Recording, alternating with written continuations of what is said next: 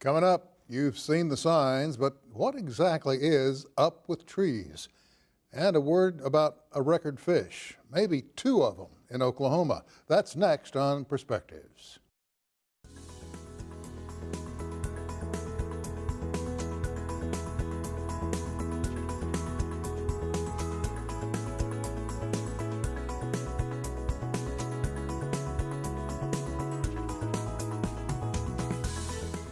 Hello, everyone. You know, under our form of government, there are good elements and bad elements.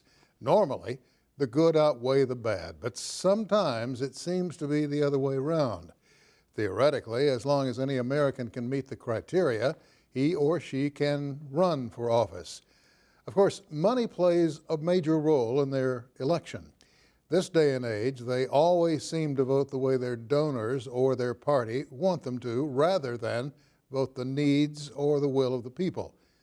That seems to be the case over and over again.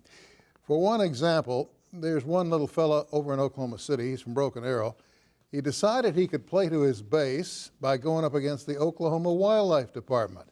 The issue was, who actually has control of wild animals in this state? Well, the Wildlife Department said they had control of the wild animals and could set such things as hunting seasons, limits on game taken, and so forth. Makes perfect sense to me. But then this little fellow, who, as I said, is running for Congress, realized he could play to his base and his donors as well by introducing feel-good legislation. So he made his move, saying only, and I quote, "Only God Almighty has control over the wild animals and the fish," apparently forgetting that little phrase in the Bible that speaks of dominion over wild beasts. Of course, his proposal didn't go anywhere, but it wasn't supposed to.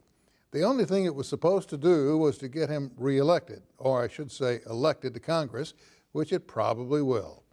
Same thing happened with the statute of the Ten Commandments on state property. Same legislature, different lawmaker. What a ruckus that one raised. Oh, and how long did it take for the state's governing body to finally get around to passing the Real ID legislation? Years. The reason or reasons? Well, it had little to do with fighting terrorism and a great deal more to do with legislative paranoia. You see, these folks have been so busy fighting monsters under the bed, they failed to take care of serious state issues.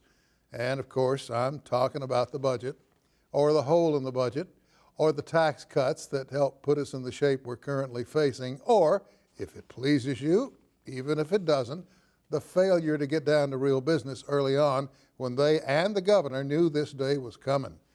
As a result, we have now been hit with another round of agency cuts, over $45 million to be exact, in spite of the fact that the governor recently called on them to fix the problems that she helped create in the first place, and they backed her up when she did it. Of the more recent cuts, education, of course, got hit again. Other agencies were also hit, but education? Really? I'm afraid so. Absolutely no protection whatsoever for the key to moving this state forward. And support for teachers? Well, in the words of Tony Soprano, forget about it. So let me ask you, what do you suppose the legacy for the governor, the Oklahoma House and Senate will be? One word comes to mind: shame. I'm Sam Jones, and that's my perspective. Go inside Up with Trees when we come back.